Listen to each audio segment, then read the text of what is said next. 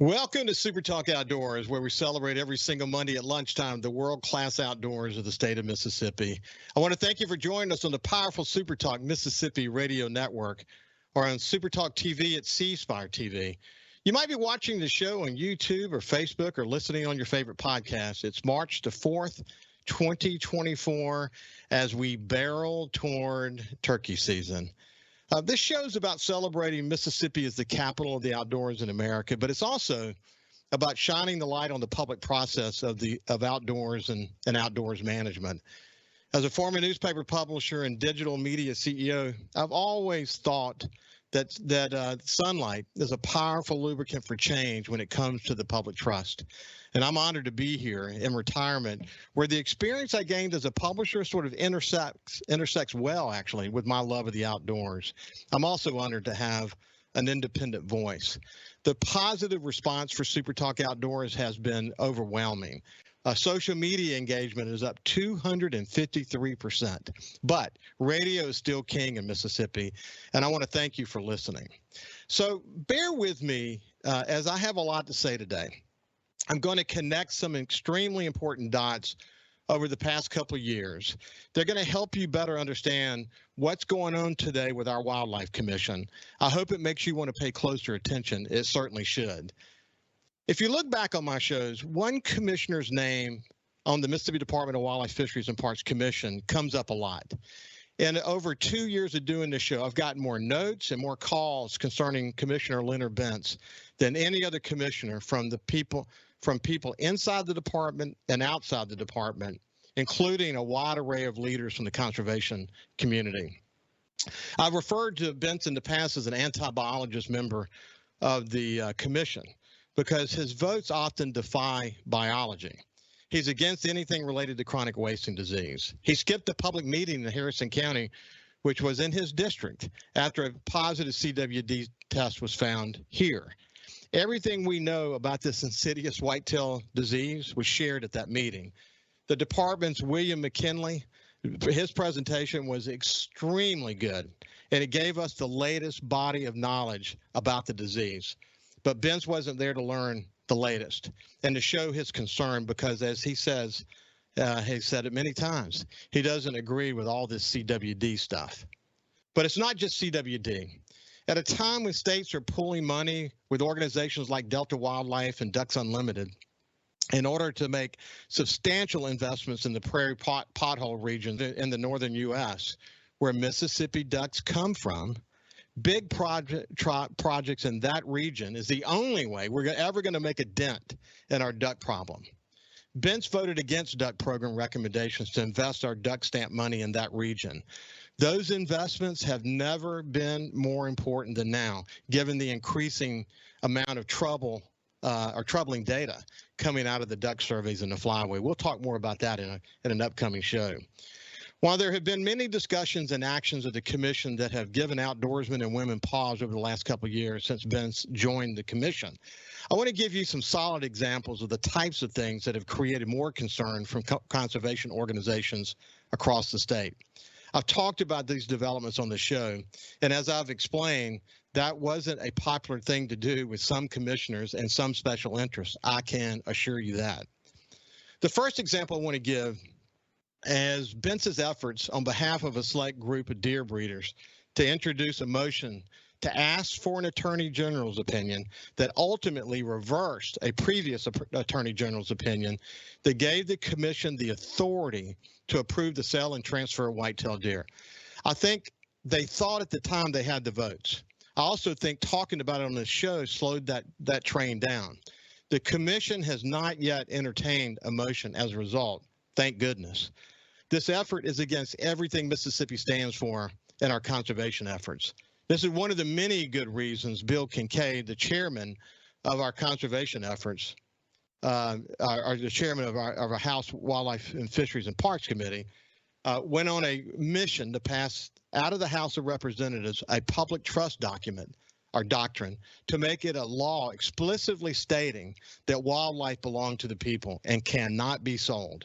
It passed the House 117-0 a little over a week ago. And now it's in the hands of the Senate. Lieutenant Governor Delbert Hosemann is an avid and passionate outdoorsman. He's joined me many times on this show. And there are countless senators who care deeply about the outdoors and who know there shouldn't be much debate about the principle that wildlife belongs to the people in Mississippi. So I have some confidence that the Senate will pass the public trust document and shut the door permanently on this issue.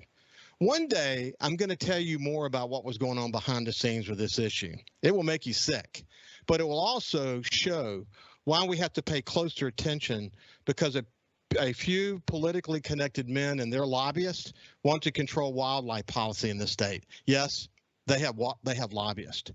You can also see why deer breeders want to minimize the threat of CWD. CWD works against their deer transferring agendas. The second significant Leonard Bentz moment that gave an array of people close to the commission pause, and the feedback from conservation organizations and employees inside the department who were embarrassed, frankly, was significant, was when the now infamous exchange between Leonard Bentz and Shannon Clardy, a U.S. Forest Service manager who oversees 1.7 million acres. And by the way, she's an ex-Marine. The exchange happened in the December 2022 commission meeting, when all Shannon did is align Forest Service safety rules involving firearms with what Mississippi already had in place on wildlife management areas. Here's what happened. A dog hunter spoke during the public comments part of the commission meeting against the Forest Service safety rule. Then Shannon Clardy got up and explained what was behind the change. She should have been thanked for her efforts to make everyone safe, and then the case closed. The Forest Service is one of the most important partners of the Mississippi Department of Wildlife, Fisheries, and Parks. But what transpired was mind-boggling to just about everyone who watched it. I should point out that Bentz later apologized for the delivery of his comments, but not the substance of his comments, 5 months later. We're going to play his apology now. Keep in mind, it was a very short time before he was reappointed by Governor Reeves. Clearly, his behavior 5 months prior to his apology still resonated with the powers that be. Thus, the apology became seemingly necessary. Was it a condition of his reappointment? It sure seems that way by just about every single person connected to this. So here's the apology. Wants to make a comment on the public, on his Yes, personal privilege. All right, Mr. Chairman, I guess I don't even remember how long it's been ago. It's been probably a 3 months ago. We had an opportunity to hear from Ms. Shannon Clardy, who is is Ms. Shannon here?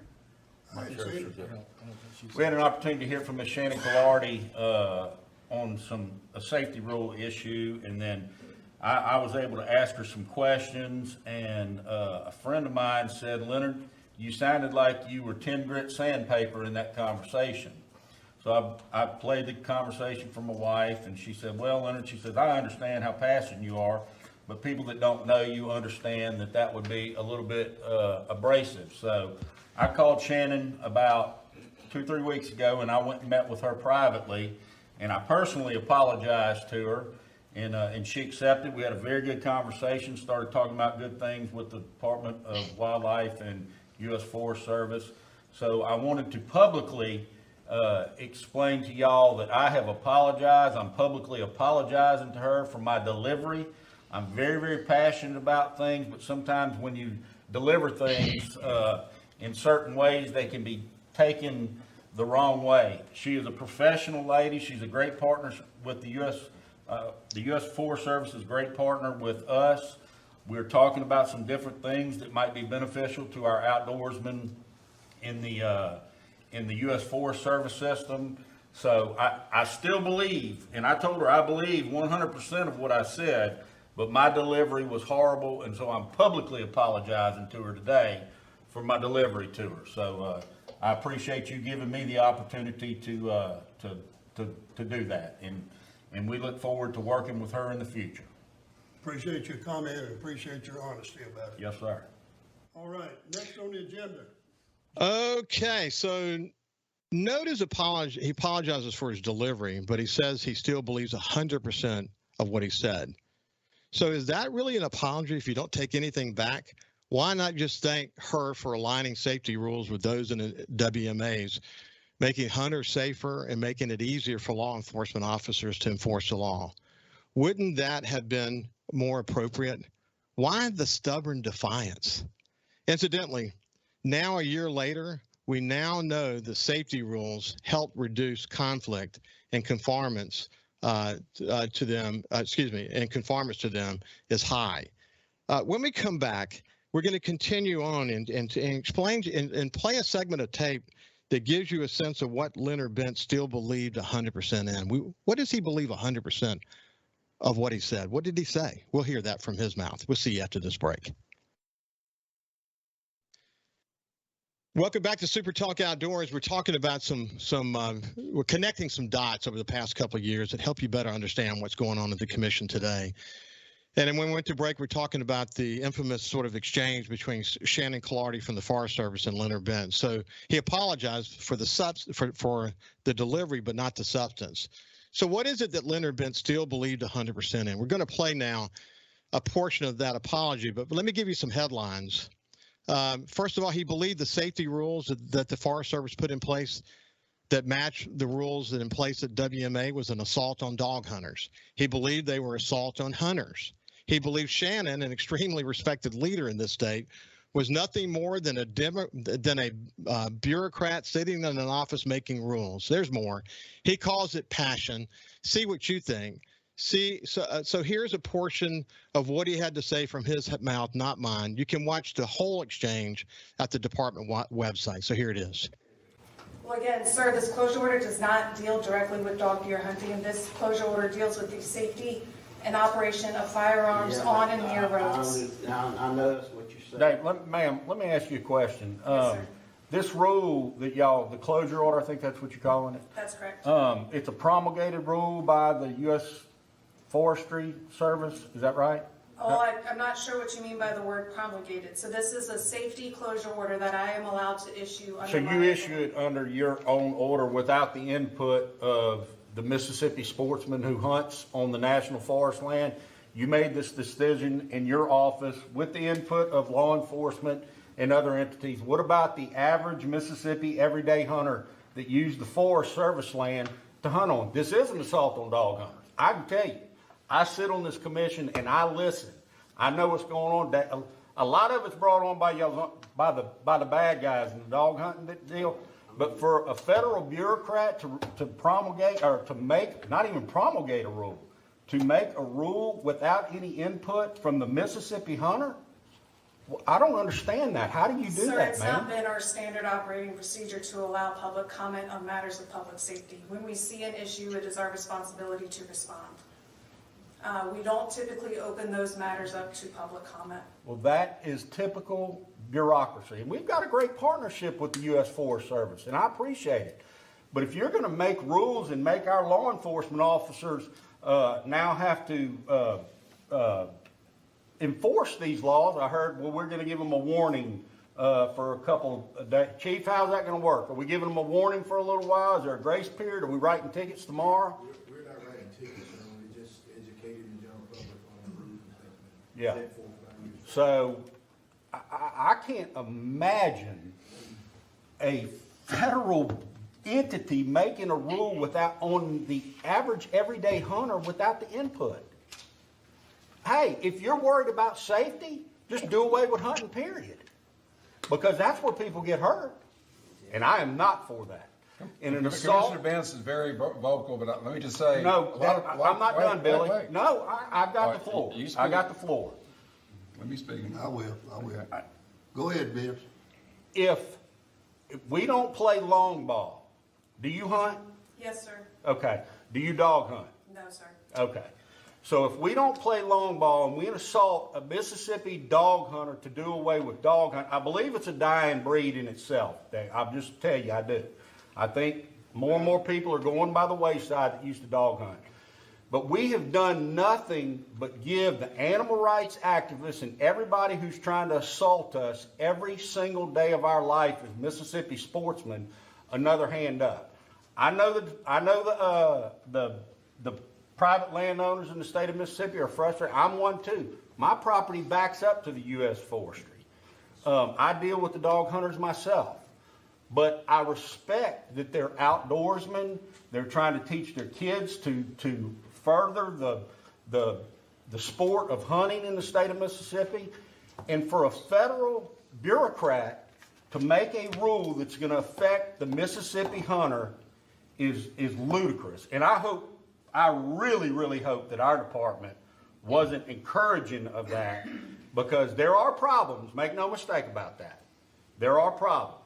But for you to just arbitrarily make a rule like that, I can't. And I appreciate your partnership. I'm very passionate. And I'm passionate about every single hunter. If you hunt frogs, or if you hunt possums, or if you hunt coons, I'm passionate about the Mississippi hunter, because we're constantly getting assaulted by these organizations that don't understand the Mississippi values. And that's all I'm going to say. And I do appreciate, I hope you don't take me for being rude. I'm just very, very passionate. And for you to make a rule without input from somebody, well, obviously you got input from the department, because you said our law enforcement division is the one that I clarified that when I first got up here, and I said that this came to me from law enforcement, and we have worked with the department and letting them know, hey, there's a problem, how can we work together to solve this? But if there's anybody to be mad at about this order, it is me and me alone. I would not say that the department or the department's law enforcement encouraged or asked me to do this. So there you go. Shannon Collardi is such a stand-up person. The buck stops with her. But, you know, we now know, as I mentioned a few minutes ago, that the safety rules, that was in 2022, so we've had this past season to look at. The safety rules actually did help reduce conflict, and the conformance to them was high, and it helped law enforcement officers do their job. But the buzz that this exchange created was at a feverish pitch for those who cared about Shannon and the department afterwards for months, and to apologize only for delivery 5 months later. Just think about the damage done not addressing his behavior sooner and more appropriately. With the Forest Service, with employees of the department. I've been told repeatedly that employees always are on their guard with Bentz now. With fellow commission members, with the public who watch these proceedings and who know about them. The damage lingers today. Leonard has been called a bull in a china shop. His apology appeared to be nothing more than a check in a box in the hopes of getting reappointed. And you know what? It worked. At least that's the way it appeared by most serious people involved who are close to the situation. The whole situation left something to be desired. It still does. That's for sure. There's another extremely important reason I look back on all of this. It's a serious learning moment for the commission and the public, and for the all-important public trust. Ironically, that exchange between Bentz and the Forest Service occurred in the very same meeting that Ducks Unlimited Ed's Penny spoke as a private citizen from Claiborne County with concerns about the commission arbitrarily taking Claiborne out of a CWD zone without public input. Remember, just week before last, the commission voted to put Claiborne back in the CWD zone because they found a CWD positive there. By the way, Bentz voted against that motion. Remember, the motion to take Claiborne County out of the CWD was presented by Leonard Bentz in the November 2022 meeting and was approved by the commission with no public input and without hearing from the staff. Let me give you a quick side note. That's happened before in Tallahatchie County. That's actually one of the places where I hunt. It was also arbitrarily taken out of a CWD without public input and without hearing from department biologists. That motion was made by Chairman Bill Kosser, but that's also where Kosser hunts too. Wow, what a conflict. Okay, but do you see the irony? Bentz is railing against the Forest Service for not seeking public input for a safety matter that, as you heard, the Forest Service doesn't seek public input when it comes to safety. But then it's okay for him to push a motion changing something as critical as a CWD zone without public input and without hearing from the staff. The irony is not lost by anyone in the conservation community, and it shouldn't be lost on you either. So let me ask you a question. What do you think the biologists and program leaders inside the department think when the commission acts so abruptly without input?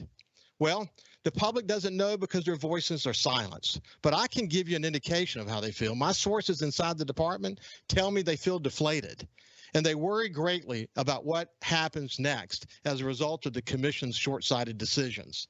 It's not just their decisions, I must add. We are going to disagree with decisions from time to time as long as thoughtful deliberation is in place. That's just the way it works. You're going to win some and you're going to lose some.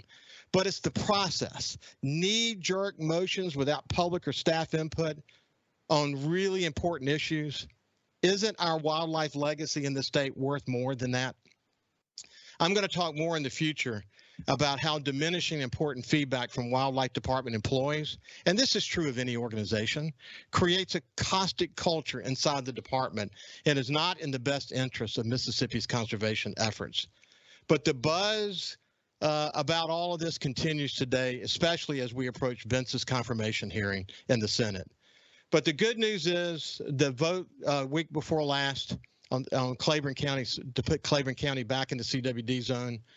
The good news is it should have never been taken out, incidentally. Neither should Tallahatchie. Was that the commission did the right thing, putting Claiborne back in, and Bentz's no vote was a single isolated vote.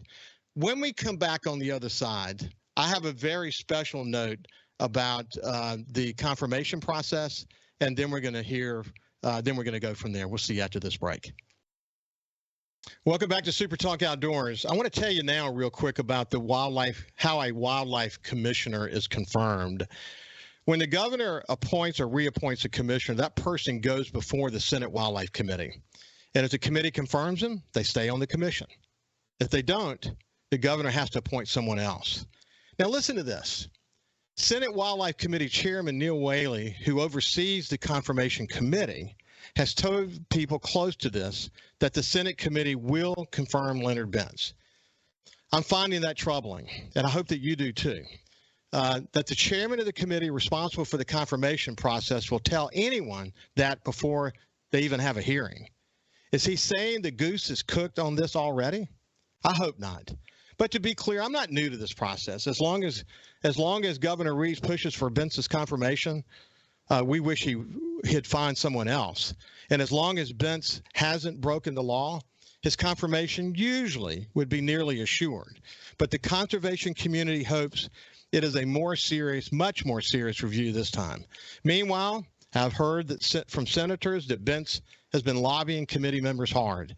I guess because he's concerned the buzz around him has created concerns with committee members, and as it has, and as it should. If Bentz is confirmed, it's going to be a long 5 years, a very long 5 years of having to continue to isolate his votes. So future appointments will be extremely important. Bill Cosser's term expires next. We can hope the governor appoints a qualified, focused, dedicated conservation leader as Cosser's replacement. That person can help Commissioner Billy Munger and other commissioners get focused on doing the right thing. I hear there's already a lot of conversations behind the scenes about Cosser's replacement. Man, you didn't know so much was going on, did you? All of this is why outdoorsmen and women in the state better pay close attention. Too much of the commission's work has been out of sight and out of mind. I hope that my focus on the process and the facts make you more interested in the proceedings of the commission. They have made me pay closer attention, and I'm not taking my eyes off of them. Shining the light will be a very powerful part of the process. And one last note. I want to share a special note. I watch commission meetings, and I urge you to do it too. You can watch them online as they happen. One thing that stands out from the meeting is Commissioner Billy Munger. Billy is a gem of a man. His focus is on trying to do the right thing. He's always been focused in that way. One serious legislator told me over the weekend that Billy Munger is a guiding light. I couldn't agree more.